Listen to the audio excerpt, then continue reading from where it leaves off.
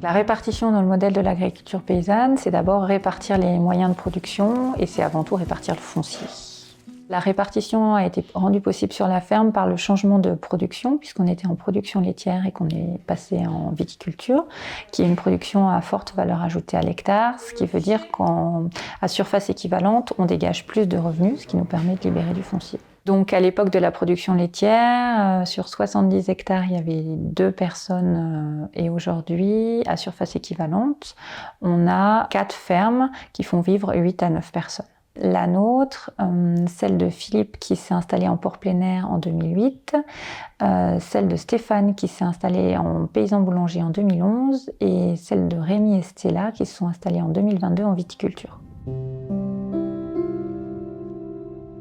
Ce sont des productions à forte valeur ajoutée puisque la transformation et la vente directe permet d'optimiser le revenu et du coup on n'est pas en concurrence par rapport au foncier puisque c'est pas la course au prime pack.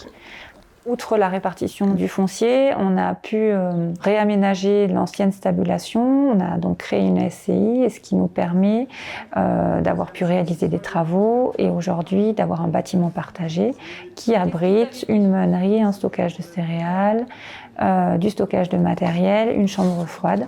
Et donc chaque ferme loue une partie de cet espace-là à la SCI. Notre proximité géographique et ce bâtiment partagé nous permet d'aller un peu plus loin en termes de mutualisation, notamment du matériel, puisqu'on a un tracteur en commun, une remorque, un chariot élévateur qu'on utilise alternativement les uns les autres.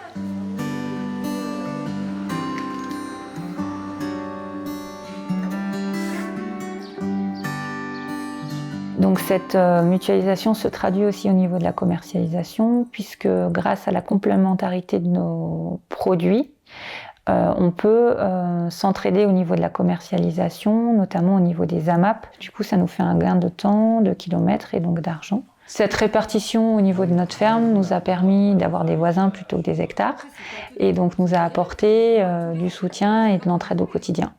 Allez. Santé. À fin des vendanges. Grâce à Pierre-André et Anne, j'ai pu avoir à peu près 5 hectares au départ. Et avec ces 5 hectares, ensuite, ça a débloqué la libération d'autres terrains par d'autres agriculteurs, en fait. Voilà, c'est une forme de parrainage.